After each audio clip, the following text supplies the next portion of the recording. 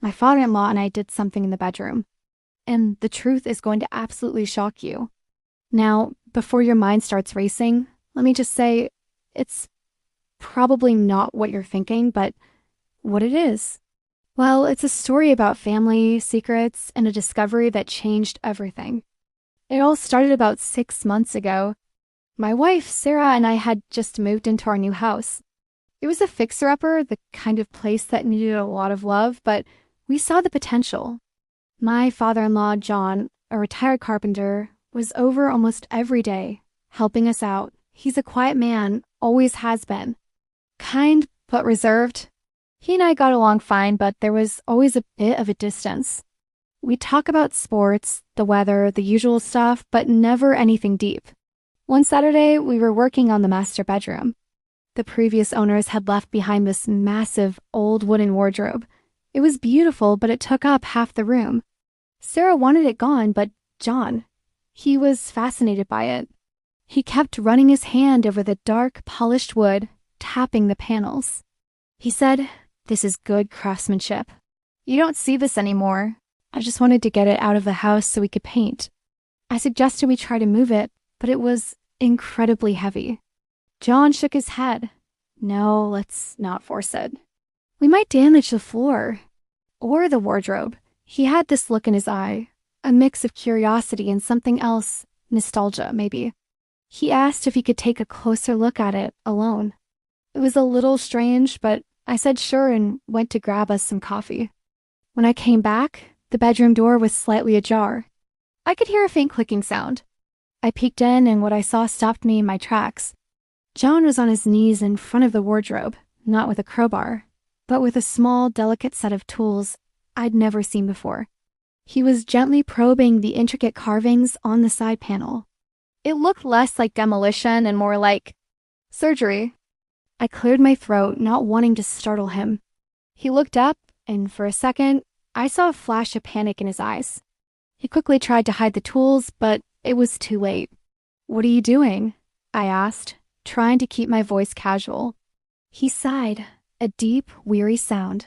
"All right, come here," he said, his voice low.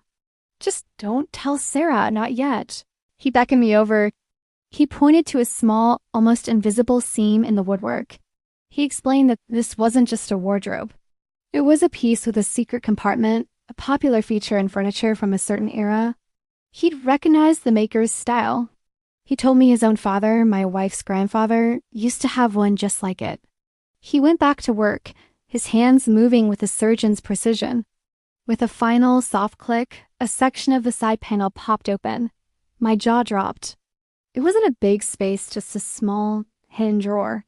And inside was a stack of old, leather-bound journals and a small, velvet pouch. John reached in with a trembling hand and pulled out the pouch. He opened it, and inside was a beautiful antique silver locket. He opened the locket, and on one side was a tiny, faded picture of a young woman I didn't recognize. On the other side was a picture of a much younger John. I was completely confused. "Who is that?" I asked. He was silent for a long time, just staring at the picture. Finally, he looked at me and his eyes were glistening. "That," he said, his voice cracking, "was Eleanor. My first love." And then the story came pouring out. Before he met Sarah's mother, he was engaged to Eleanor. They were young, barely 20, and madly in love. They were saving up to get married, planning their whole lives together. John had a passion for woodworking, a skill he learned from his father, and he built Eleanor a jewelry box with a secret compartment, just like this one. He'd given her this locket as a promise. But then tragedy struck. Eleanor was in a car accident. She was gone, just like that. John was devastated. He said he felt like a part of his soul had died with her. Her family moved away shortly after, and he lost touch with them. He eventually met Sarah's mom, fell in love again, and built a wonderful life. He loved his wife and his daughter more than anything, but he never, ever spoke about Eleanor. It was a part of his past he had locked away, too painful to revisit. He'd buried the grief so deep, he almost convinced himself it never happened. He picked up one of the journals. It was Eleanor's.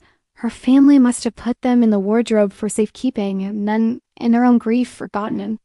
Or maybe they just couldn't bear to look at them. The wardrobe must have been sold, passed down, and eventually, by some unbelievable twist of fate, ended up in our bedroom. We spent the next 2 hours right there on the bedroom floor reading through Eleanor's journals. It was like getting to know a ghost. She wrote about her love for John, their dreams of opening a small furniture shop together, the simple joys of their life. She wrote about the locket, calling it her most prized possession. Reading her words, I saw a side of my father-in-law I never knew existed. I saw the passionate young man, the dreamer, the artist. I saw the depth of the loss he had carried, silently, for over 40 years. All the times I thought he was just quiet or distant, he was carrying this immense secret sorrow. When we finally closed the last journal, there were tears in both our eyes. He looked at me, and it wasn't as a father-in-law to a son-in-law. It was as one man to another. "Thank you," he said, his voice thick with emotion. "For this. For not just throwing it out." I didn't know what to say. I just put my hand on his shoulder.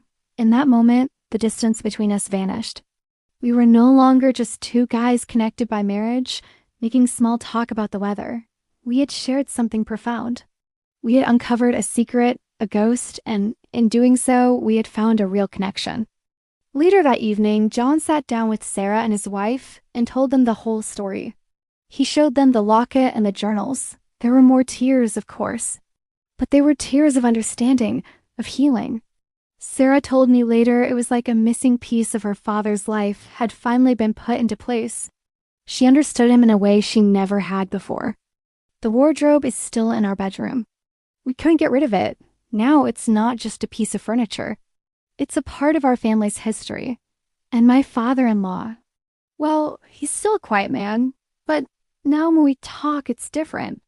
There's a new depth, a new understanding. Every now and then I'll see him just looking at the wardrobe, a faint, sad smile on his face. So that's what my father-in-law and I did in the bedroom. We didn't renovate a room. We uncovered a life. We didn't just find a secret compartment. We found a secret part of his heart. And it's a truth that didn't just shock me. It brought our family closer than ever. Sometimes the biggest secrets aren't hidden in scandalous affairs, but in the quiet corners of the human heart, waiting for the right moment and the right person to be discovered. Thanks for listening to our story. If you have a surprising family story of your own, I'd love to read about it in the comments. Don't forget to like and subscribe for more stories that remind us how complex and beautiful life can be. See you next time.